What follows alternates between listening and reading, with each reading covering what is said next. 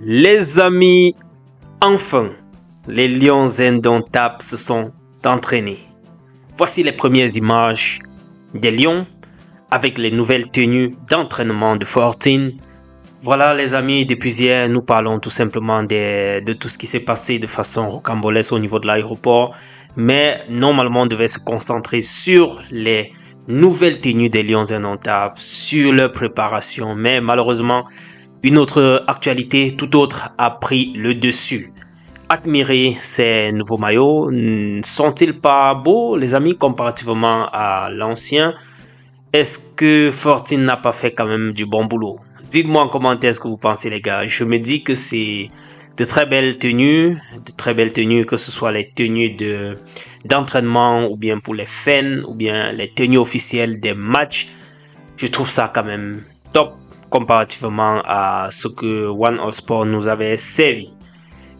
Alors, ceci étant dit, nous allons quand même faire un petit crochet sur la réaction du directeur de communication de la Fédération camerounaise de football, Jean-Marie Koussa, qui est directeur, comme je le disais, de la cellule de communication de la FECAFOOT. Il nous fait part de ce qui s'est passé. Il dit que le Cameroun devait jouer dans le match aujourd'hui et le début du regroupement avait commencé lundi. Et il y a des joueurs qui étaient arrivés le jour même où ils devaient partir. Certains sont arrivés comme mardi, c'est-à-dire hier. Et ils avaient été proposés par la FECAFOOT. Il avait été proposé par la FECAFOOT qu'au regard des délais, que les matchs soient repoussés ou bien que le match soit repoussé afin que l'équipe puisse s'entraîner et effectuer les normalités administratives nécessaires pour aller dans l'Afrique du Sud. Mais le staff n'a pas accepté. Il a parlé d'une deuxième option qui nous fait savoir que il leur a été proposé de rejoindre l'Afrique du Sud directement, c'est-à-dire quittant de leur lieu d'habitation distinct, pour éviter donc tous les désagréments administratifs que l'on pouvait anticiper. Et là aussi, il y a eu une fin de non-recevoir. Et finalement, les imprévus redoutés se sont produits.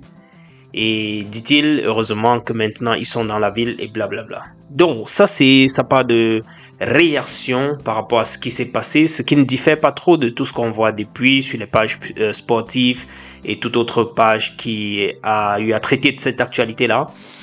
Voilà donc les amis pour ce qui est de ce qui s'est passé hier. Et voilà, Dieu merci, les Lions sont déjà en train de s'entraîner et vont donc jouer le match dans, voilà, je dirais moins de 3 heures de temps. 2 heures, environ 2 heures, 2 heures et demie.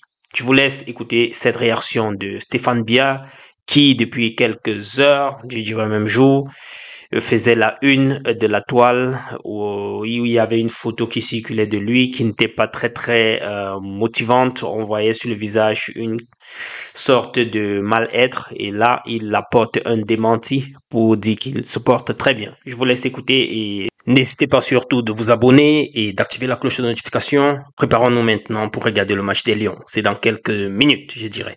Portez-vous bien. Ciao. Coucou, c'est Stéphane. J'ai fait cette vidéo pour vous dire à quel point j'ai été touché par vos messages et l'attention et l'amour que vous portez à mon égard.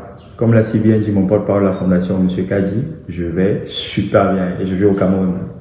Bisous à tous, je vous aime. C'est Steph.